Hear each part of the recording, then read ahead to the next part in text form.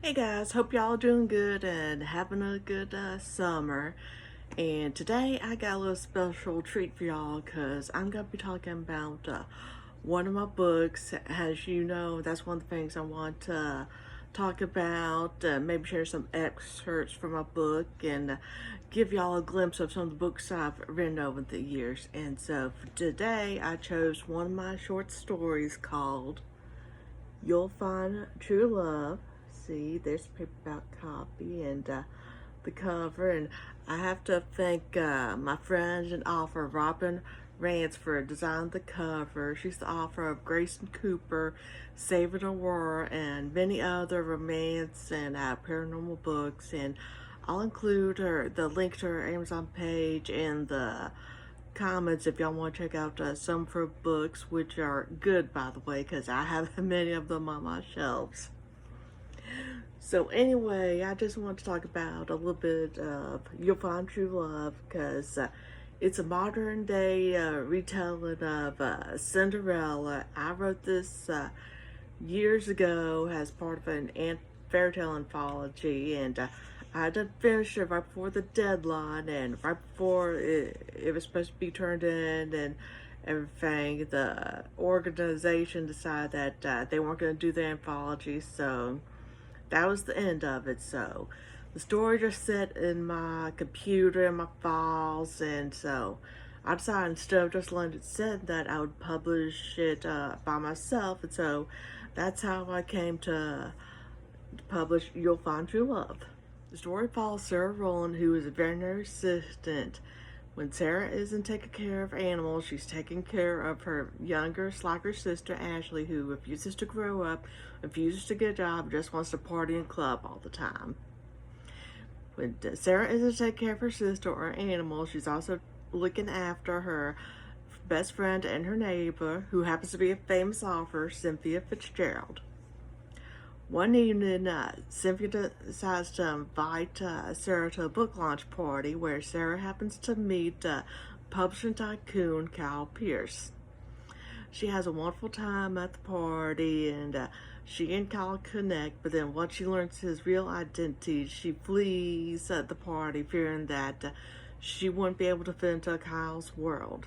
So that's basically the gist of it. And like I said, it's definitely like a Cinderella novel because you got the elements with the handsome prince, which is Kyle. Then Sarah, who's always taking care of others and not taking care of herself. And then, of course, you got like the godmother and Cynthia. And so I'm going to share a little excerpt with y'all, and it's from the beginning of the book where Cynthia tells Sarah about the party and convinces her to go. So I'm just going to read you a little excerpt, and then afterwards we'll have like maybe a little book discussion, okay? Sarah and Cynthia sat at the table eating their dinner. Cynthia enjoyed Sarah's company. She was like a niece to her. Yet Cynthia felt sad for Sarah. The girl did a lot to help others, but didn't seem to take care of herself. After the meal, Cynthia retreated to the living room to watch Wheel of Fortune while Sarah cleaned the table. Once Sarah was finished, she joined Cynthia and handed her a fortune cookie. "What does yours say?" Sarah asked.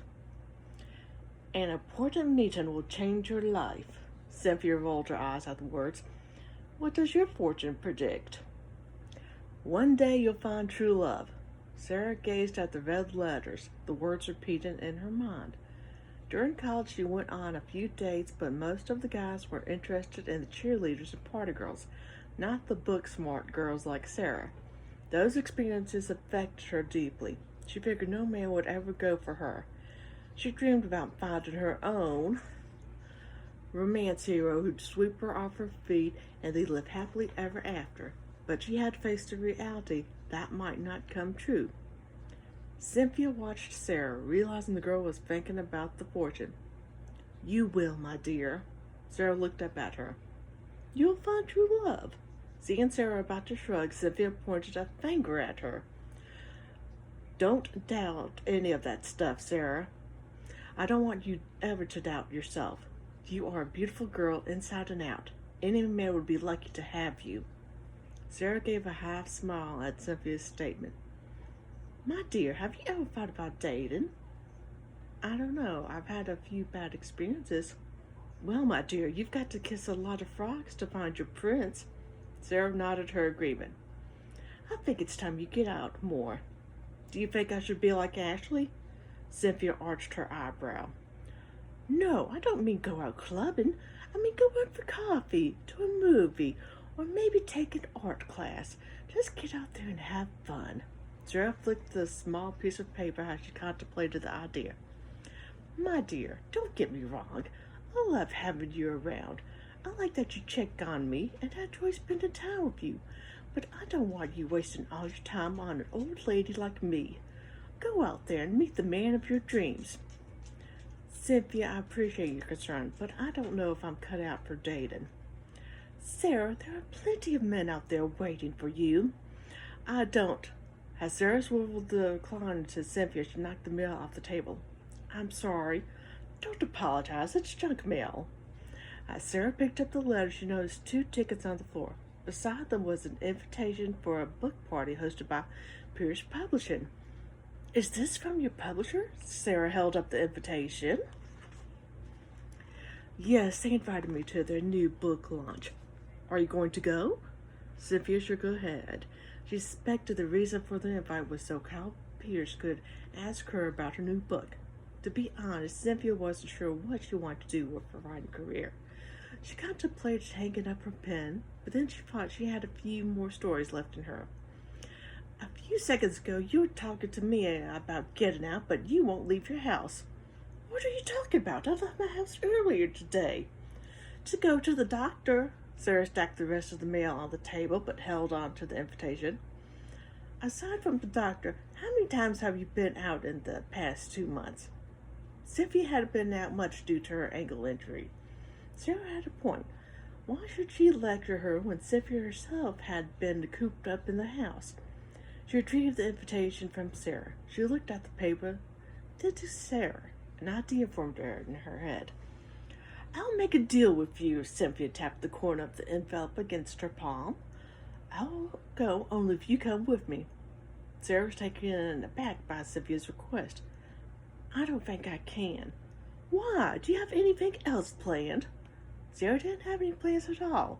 She was pretty unsure about going, but then again, the party looked like it'd be fun, and she'd get to meet some great authors.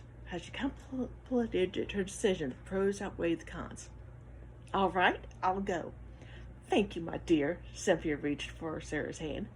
Maybe at the party you'll meet a man. Sarah eyed Cynthia. Let's take it one step at a time. Okay, and that's just a little snippet from You'll Find True Love. And so now I'm curious to hear what y'all think. Did you happen to like the excerpt? Does it make you eager to want to read more? And what did you think of Sarah and Cynthia's bond? Could you sense the friendship between them? And did you think that Cynthia's like a mother, God figure mother to Sarah? Also, do you think Sarah is correct in her fear of not wanting to date? And do you feel like Cynthia is right in pushing her to want to go out more? And is Sarah the type of person you would root for? And I hope she finds her Prince Charming. Those are some of the questions that you can feel free to answer in the comment section below, because I'm curious to hear your answers. So I hope y'all all enjoyed it, and I'll be back with more of my books and sharing more of my stories. So until then, I hope you enjoy You'll Find True Love, and happy reading. Love you guys.